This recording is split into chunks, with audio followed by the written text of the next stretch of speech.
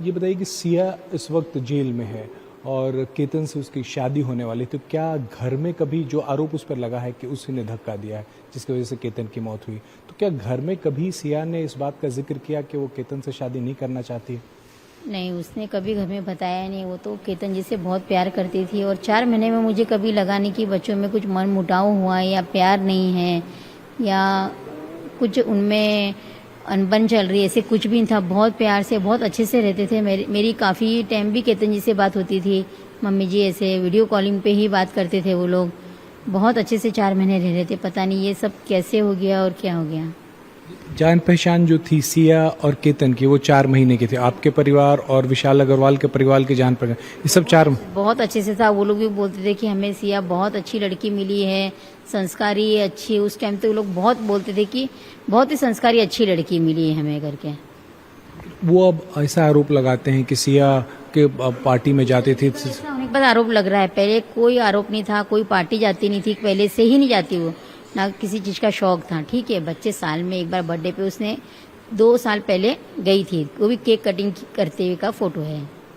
कुछ वीडियोस जो आए उसको लेके भी उनके परिवार वाले कह रहे हैं कि देखिए सिया की माताजी कह रही थी कि वो शराब नहीं पीती, और देखिए शराब पीने वाला वीडियो आ गया सामने। ऐसे कुछ नहीं है, नहीं करती थी, नहीं करती थी। तभी तो वो 4 महीने वो लोग इतनी बड़ाई करते थे कि हमें बहुत संस्कारी अच्छी बहू मिली है, और आज ये लोग ऐसे बोले तो मैं कुछ नहीं कर सकती उसमें।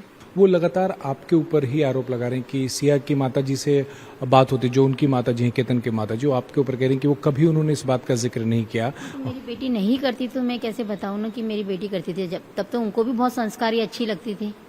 आज उन्हें केतन जी जाने के बाद उन्हें दुश्मन लगने लग गई है। वो उस पर हर चीज का आरोप आ रहा है, तो अभी क्या कर सकते हैं ना हम तो।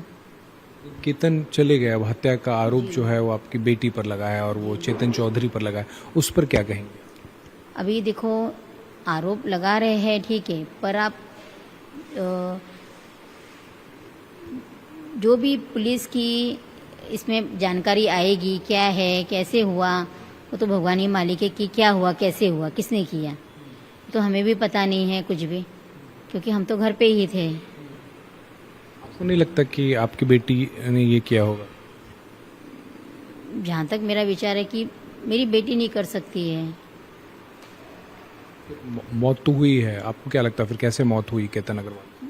वो मुझे नहीं पता है कुछ भी। आपको लगता है कि जो भी हत्यारे हैं उनको सजा मिलनी चाहिए? हाँ, जो भी हत्यारा होगा तो उसे सजा मिलनी चाहिए। आपको लगता है कि हत्या है? आपको लगता है कि एक्सीडेंट हुआ है? आपको क्या लगता मैं वही बता रही हूँ ना, मुझे तो कुछ समझ में नहीं आ रहा है कि क्या है क्या नहीं है ये। है? लड़का चेतन, इसके बारे में कभी सिया ने जिक्र किया? नहीं नहीं, कभी नहीं।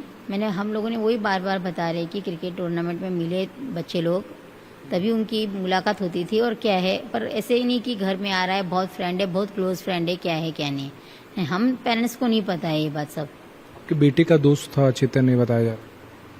हाँ जी, आपके बेटे का दोस्त था चेतन, ये बताया जा रहा है, और उसी की वजह से दोस्ती हुई। यानी कि टूर्नामेंट में मिले तो दोस्त बने हैं। तो आपको लगता है कि जो इस केस में जो भी है, जिसने भी ये किया है, उसको सजा मिलनी चाहिए? क्या सजा मिलनी चाहिए अगर आपकी बेटी पे ही दोष सिद्ध हो जाता है तो? हाँ, अगर दोषी निकलती हो मेरी बेटी तो जो भी सजा देंगे तो वो उसे, जो भी सजा देना चाहिए उसे उसे अगर ये इल्जाम मेरी बेटी पे लगता है, जो भी सजा दोगे तो उसे सजा सहन करनी ही पड़ेगी। उसकी सजा आप जानती हैं कि अब किसी की अगर हत्या होती है और दोष सिद्ध हो जाता है तो उसकी सजा क्या हो? तो ठीक है ना, अगर उसकी सजा फांसी की सजा होती है तो फांसी की सजा। नहीं तो जहाँ से केतन को गिराया गया है वही सजा उसे होनी चाहिए, मैं तो यही बोलूँगा।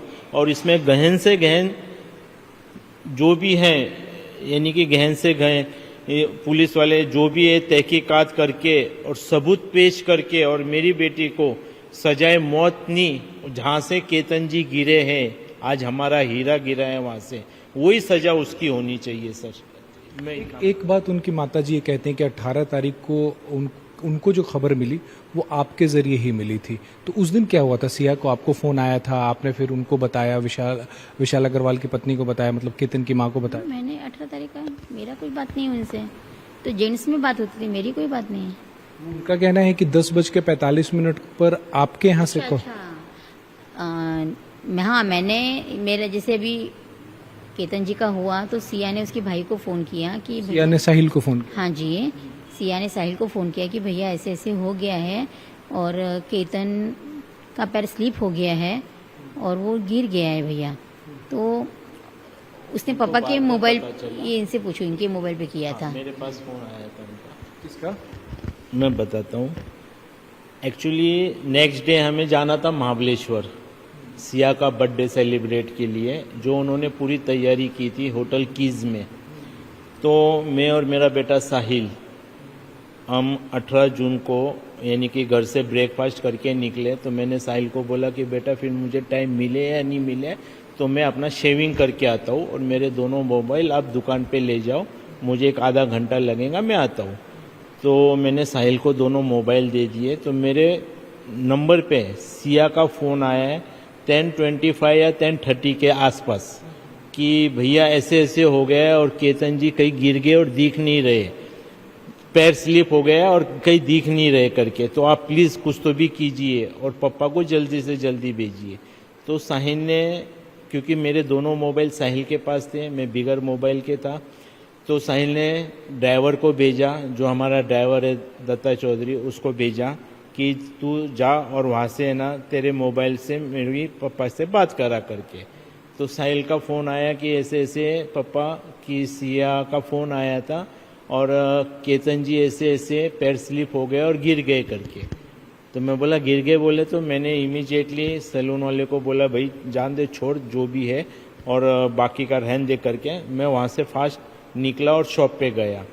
तो साहिल ने मुझे बात बताई कि ऐसे ऐसे हो गए पापा जी और मैं जा रहा हूँ करके। मैं बोला बेटा तू बैठ और मैं जाता हूँ करके, मैं घर का बड़ा हूँ, मैं देखता हूँ क्या हुआ और क्या नहीं हुआ करके। ये बात हुई थी। उसके बाद में साहिल ने फ़ोन करके तेरे पास फ़ोन किया कि साहिल ने इन्हें बताया। हाँ जी, साहिल ने मुझे बताया कि मम्मी सिया का फ़ोन आया था और वो ऐसे कह रही थी कि कोई केतन जी का पैर स्लिप हो गया और वो गिर गए हैं। तो फिर मैंने राखी दीदी को फ़ोन किया कि राखी दीदी बच्चे लोग गए हुए थे तो वहाँ पता नहीं बच्चे लोग गए थे ना घूमने, तो शायद केतन जी का पैर स्लिप हो गया है या क्या हो गया है, तो आप देखो प्लीज़ जल्दी जाके करके। और साहिल ने इतना भी बोला, उनके तरफ से कुछ साहिल ने इतना भी बोला अब तू किस जगह पे है, मुझे उसका मैप भेज करके और मैं फटाफट पापा को भेजता हूँ या मैं आता हूँ करके। तो उन्होंने लगेज यानी कि गूगल पे यानी कि जहाँ पे वो लोकेशन है वो भेजा मुझे, और मैंने मेरे भाई साहब जो विशाल जी मेरे सिमधी है, मैंने उनको भी फ़ोन लगाया तो उन्होंने फ़ोन नहीं उठाया, क्योंकि उनको भी पता चल गया होगा तो क्या है क्या नहीं है करके। तो मैंने वॉइस मैसेज भी किया कि भाई साहब आप जल्दी पहुँचो, केतन जी ऐसे ऐसे उनका पैर स्लिप हो गया और वो गिर गए, प्लीज़ भाई साहब। मैं हड़बड़ा रहा था, मुझे कुछ समझ ही नहीं रहा था, प्लीज़ भाई साहब आप देखो मैं आ रहा हूँ, मैं निकल गया हूँ शॉप से करके। उनकी तरफ से कोई जवाब नहीं आया विशाल जी? नहीं, उनकी तरफ से कोई जवाब नहीं आया।